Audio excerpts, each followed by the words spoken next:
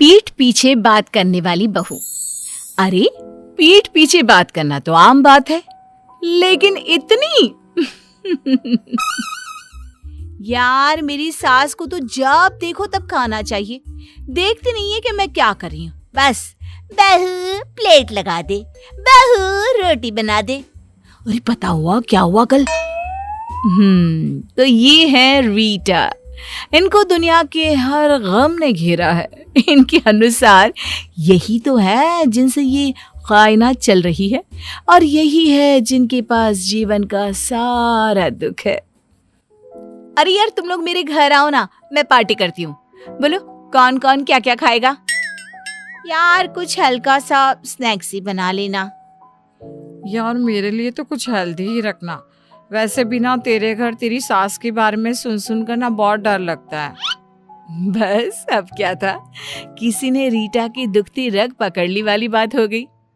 ना पूछ मेरी बहन, मेरी सास ने तो स्यापा ही पा रखा है। अरे पता चलेगा ना कि मेरी सहेलियां आ रही हैं, देखना कैसे मुंह बन जाएगा उनका।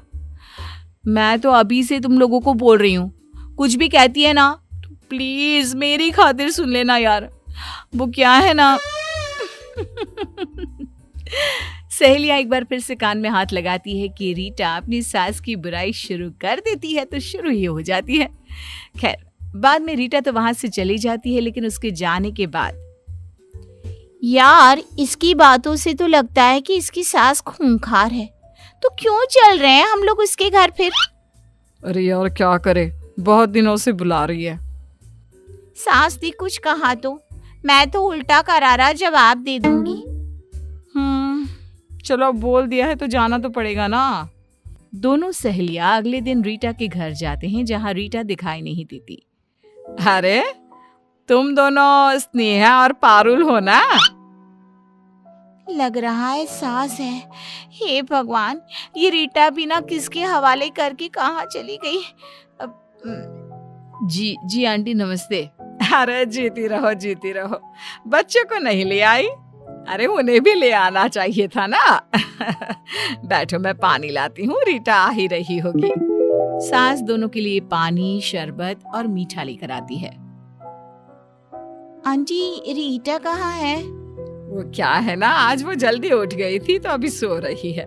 मुझे तो बाद में बताया कि तुम लोग आ रहे हो। बेटा खाना तो मैंने जैसे तैसे ही बनाया है, खाकर बताना कैसा लगा। बाकी और बताओ। फिर क्या था, स्नेहा पारुल तो सास से इतना घुल मिल गए कि उन लोगों ने रीटा को पूछा ही नहीं। खाना पीना करके वो निकल रहे थे कि अलसाई सी अंगड़ाई लेती रीटा सामने खड़ी हो जाती है। आगे तुम दोनों, कब की पार्टी रखी थी मैंने और कब आ रही हो? ये भी कोई बात होती है क्या? माँ जी जरा एक गिलास पानी देना। सास पानी लेने जैसे ही जाती है, आदत के अनुसार रीटा शुरू हो जाती है। देखा, मेरी सास को काम के नाम पर तो नानी मरती है, किसी से बात करके राजी नहीं। पता नहीं बुढ़िया को किस बात का घमंड है। अरे तुम दोनों आई हो ना, अच्छा थोड़ी न लग रहा होगा उन्हें। अच्छा तुम्हें कैसे पता? और तुम थी कहाँ?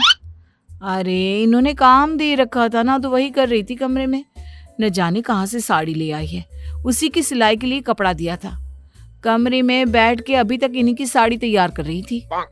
तभी सास आ जाती है, बहू को पानी का ग्लास देती है और फिर अच्छा बच्चों बातें करो, कुछ चाहिए तो बता देना। मैं जरा ये साड़ी लाई थी तो वो तैयार कर लेती हूँ। बहू तेरी साड़ी जो तुम मुझे दे गई थी ना, वो तैयार हो गई है, तो कमरे से लेकर जाना। सास की जाती ही, चल पारुल चलते हैं। अरे क्यों, रुको ना, एक तो देर से आए हो, ऊपर से बिना कुछ खाए जा रहे हो। पता है क्या क्या बनाया है मैंने? हम लोगों को पता है कि क्या क्या बना है और कैसा किससे बनाया है, लेकिन तू ना अब रहने दे रीटा। ये बोलकर दोनों चली जाती हैं। रीटा को समझ में ही नहीं आता कि क्या हो गया। खैर दिन बीतते हैं। फिर एक रोज रीटा की सहेली ऑफिस में बात कर रही थी। यार क्या बताऊं, मेरा पति ना मेरी तरफ ध्यान ही नहीं देता। बस खाना खाना, ऑफिस जाना और सो जाना। ना कहीं घूमता है ना फिरता है। अरे कभी दो बोल भी प्यार की नहीं बोलता। रीटा देखती है कि सारे लोग उसकी बात सुन रहे थे। वो समझ जाती है कि लोगों की सिंपैथी सास के नाम पर नहीं पर पति के नाम पर जरूर मिलेगी। वो भी लोगों से बात करना शुरू कर देती है। एक दिन वो जानबूझकर मुंह लटकाकर बैठ जाती है। अरे क्या हो गया रीटा, सब ठीक है ना? सब ठीक। लोगों का ध्यान अपनी ओर करने के लिए रीटा को जो चाहिए था वो मिल रहा था। फिर क्या बताऊं, मेरी तो जिंदगी से सारी उमंगे तरंगे ही खत्म हो गई हैं। अरे क्या हो गया? तभी वहां स्नेहा आ जाती है। क्या सास की फिर कोई बात है? अब तो रहने दे रीटा।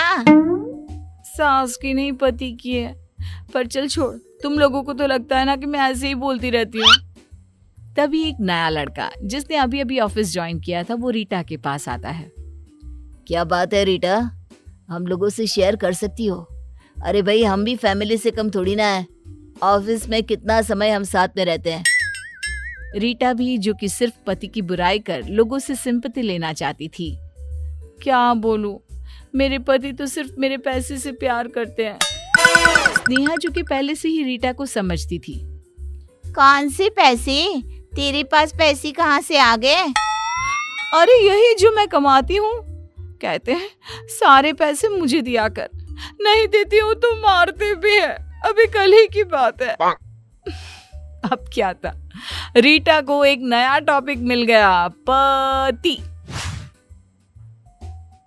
वाह क्या बात है, पति की थोड़ी सी बुराई और देखो कैसे लोगों का जमावड़ा मेरे आसपास लगा रहता है। लेकिन उसे ये नहीं पता था कि लोग उसके पास क्यों आते हैं। अरे पति से परेशान हो तो हमें बताओ, हम बात करते हैं। और तुम्हारे जैसी बीवी हमारी हो ना तो भाई। लड़कियां तो रीटा को समझ चुकी थी, लेकिन लड़के वो अपने ही तरीके से रीटा से मजे लिए करते थे। एक दिन, यार क्या पता रीटा सच में परेशान हो। मुझे भी लग रहा है यार, सास तक तो हर कोई परेशान हो ही जाता है, लेकिन पति। अरे इसका पति तो कितना मानता था ना इसको। हाँ, लेकिन यह आदमी की जात ना कब मानना बंद कर दे पता ही नहीं चलता। दोनों सहेलियों को अब रीटा पर रहम आ जाता है। वहीं घर पर, रीटा ये फोटो देखो कैसी लग रही है। हम दोनों कैसे मेड फॉर ईच अदर लग रहे हैं ना। रुको, इसे मैं हमारे सारे सोशल मीडिया में डालता हूँ, मजा आ जाएगा। लोग देखते रह जाएंगे और अच्छी अच्छी बातें भी लिख दूंगा, ठीक है ना? पति के मुंह से इतनी प्यारी बात सुनकर तो हर बीवी खुश हो जाए, लेकिन रीटा अब, अरे नहीं नहीं नहीं, प्लीज नहीं। नहीं मतलब क्यों नहीं? अरे वो मेरी दोस्त है ना, पारुल और स्नेहा। कौन, वो ऑफिस वाली? क्या हो गया? बस रीटा के अंदर का जो टैलेंट था ना लोगों की बुराई करने वाला, वो जाग जाता है। अरे वो कुछ नहीं, बस वो क्या है ना, जलती है दोनों मुझसे। रहा नहीं जाता मेरी खुशी देखकर। याद है वो 4 महीने पहले मैंने अपनी और तुम्हारी फोटो लगाई थी, जल कुकड़ गई थी दोनों। अरे तो जलने दो ना, क्या हो गया? बीवी हो तुम मेरी, जमाने को तो पता चले कि मैं कितना प्यार करता हूँ तुमसे। और हाँ, ये ना नौकरी वोकरी छोड़ दो। देखो कैसी शक्ल बन गई है, मुझे नहीं चाहिए तुम्हारे पैसे। बीवी को तो पता था कि वो पूरे जमाने से क्या बोल रही थी, पीठ पीछे क्या बात कर रही थी पति के बारे में। और अगर सोशल मीडिया में ये आ गया तो